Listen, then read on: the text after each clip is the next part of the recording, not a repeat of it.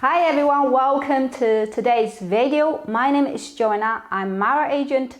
My expertise is to interpret Australian immigration law correctly and apply written and verbal language to influence decision maker, therefore to obtain permanent visa for my clients.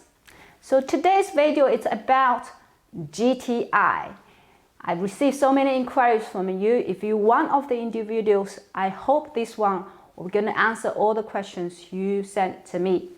Right, so for GTI, I want to break down a few sectors and give you some explanation of real key element in that.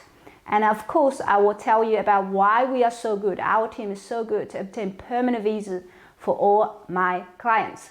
Now, first of all, let's talk about GTI. What's the purpose of GTI? As you may know that GTI was only introduced last year and we have been running for 6 months. And during my last section, I described to you that we actually got a new policy posted on the 17th of May.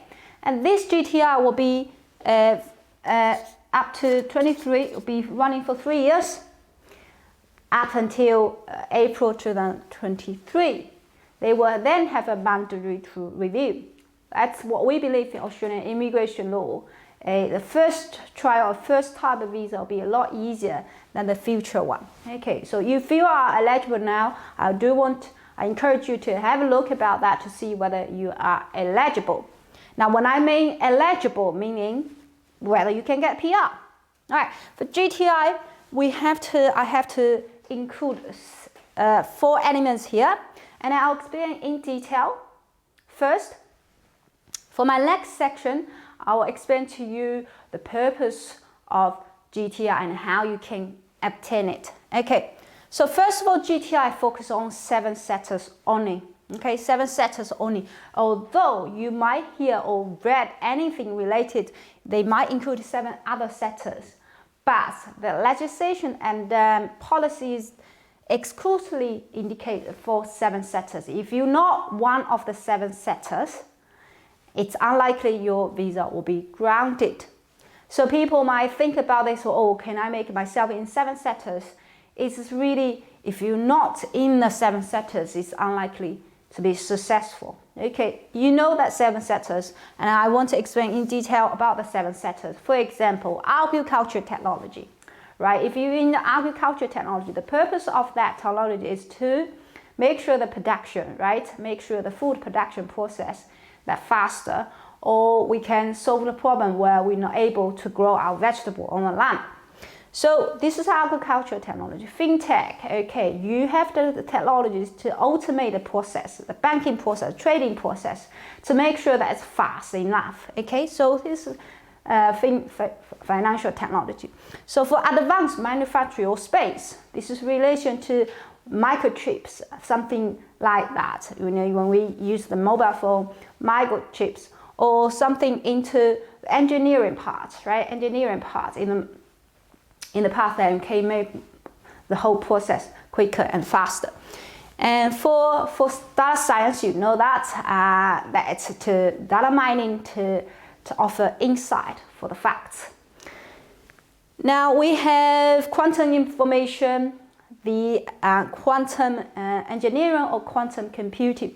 This area is really to explore the particles, whether these particles that can deliver faster. I believe that is the thing about, and the only thing I don't understand is quantum information. And if you are in the industry, please contact me, because for quantum information bachelor degree, we are happy to help you if you just have a bachelor degree. So for other sectors, for example, for ICT, very broad. It includes CRM, including quantum computing. So CRM will be really about advanced digital, right? Advanced digital. It's about marketing, but still in the area of ICT. Other sectors, for example, medical technology, you have 2 areas. One is device, the other one is pharmacy. So if you are within that industry, please just send us an email. Now, 7 sectors, I think I explained in detail the 7 sectors. For example, some of 7 sectors, you might not necessarily working as a tech person. You might not the person is coding, okay? You might not. It is fine, all right? So it's not requirement that you have the person who actually doing the work, make it happen. You can be in the research team, right? You can do the research and development team. Purely of that. You don't need to go to field as a field engineer. So first of all, that is key. You must be in one of 7 sectors. That is no exception. That is no exception. If you all believe that you are something that is very great, but not in the 7 sectors, but still in the future. For example, people ask me, what about virtual reality, right? Virtual reality is still data mining, right? Data science, because you capture people's emotion, whatever this is, analyze and reflect into. It can be data science, it can be ICT, right? Still in the sector, okay? So I'm sure that will be something that we missed or department missed. Let me know if you are actually not in one of 7 sectors, but in the future top future industries.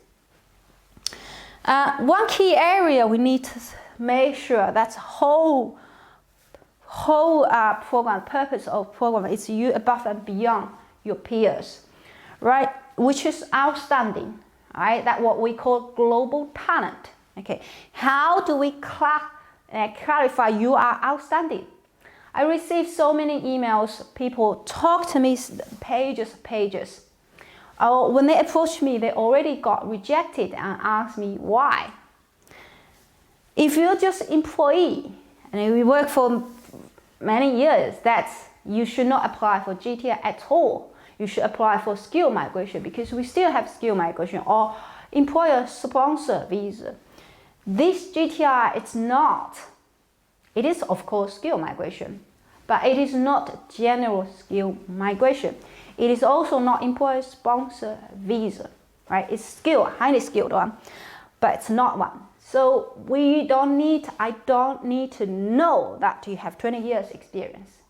It doesn't make any difference between, for GTI, for us, for the visa grant, we have some graduate who has zero experience, and we have someone 20 years experience.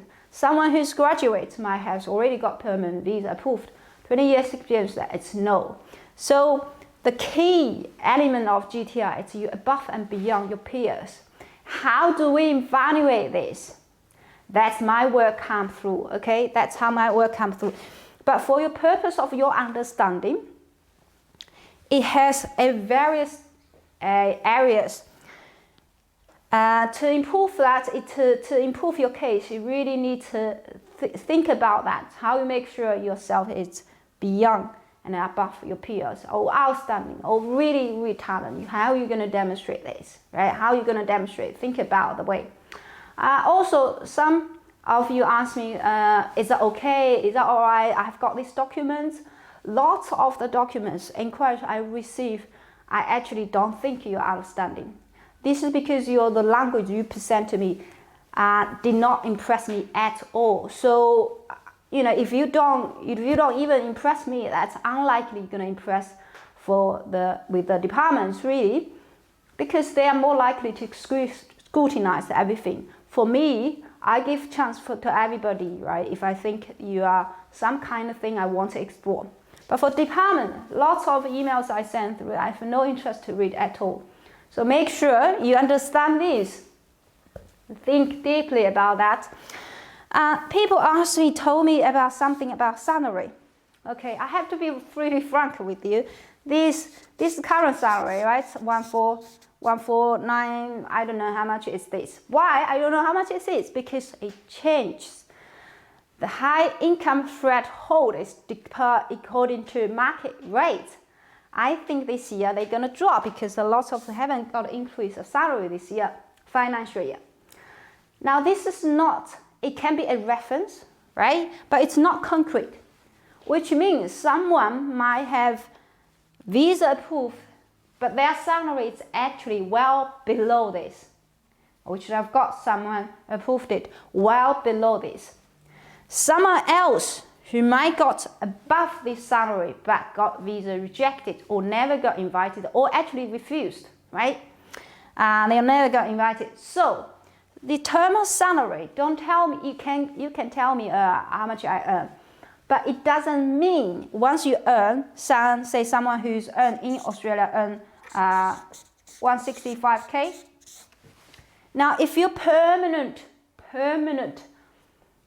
employee earning 165,000 Australia dollar in Australia, it's good, right? It's very good.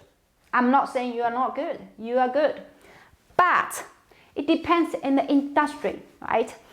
I can give you an example of that. If you are in an IT company, the company is awesome, you might not earn that much. You might earn well below 149, but it doesn't say you're not good enough. You're actually excellent, right? But if you're working in the oil industry, right? You're earning this, it's actually a minimum requirement. Everybody earns that. Besides, when you earn this, you might be a contractor. So in Australia, if you're a contractor, you earn a lot more than ordinary employee, okay? Because you don't have holiday pay, you don't have these employee benefits, you don't have these benefits. Earning 165 as a contractor working in the mining industry, it's not a big deal, right? It's not a big deal. So you understand that what I'm talking about. You know when you go out for a job, you check your industry, you not check anyone else, right? For a solicitor who earn this, they could have become principal, right? It's a significant amount of money, but it doesn't say because you earn this. Either way, you're good enough to apply for GTAR or you're not. I'm not saying this. I'm only saying that salary only provide you a reference. So it's not the key indicator. Again, we go back to the key indicator, it's here. Now come back to work. Okay, how many work experience you need? Okay, whether your work experience related. Well, everyone we want to come for GTAR, you have to be someone who's working in a related industry. So therefore, it needs to be related to GSM, right? It has to be highly related. But having said that, I also indicate someone else who just graduate, not necessarily they have PhD. Not necessarily they have PhD. If they have a master degree, but their work is really outstanding, and they are in actually something that's going to change our society. Absolutely fine. You don't need to have a work experience. You can be an intern, right? You're going to do something outstanding. Interns, fine. So let's explore that's two options here. One, that someone who has already have a work experience and someone who has no work experience. So we will divide by two areas, and I'm going to explain in next video. Subscribe my channel, and I'm going to explain to you in detail. All right, so today's session, I just covered GTI in an area of a few key elements. One, you have to one of the 7 sectors, you have to be really great. You have to have kind of salary, right? You have to have a work, but work is only, the salary is only an indicator. A fourth one is really about the quality of work, your quality of work, not necessarily the numbers of years. Thank you for watching. Please subscribe, and I'll update more policies later on.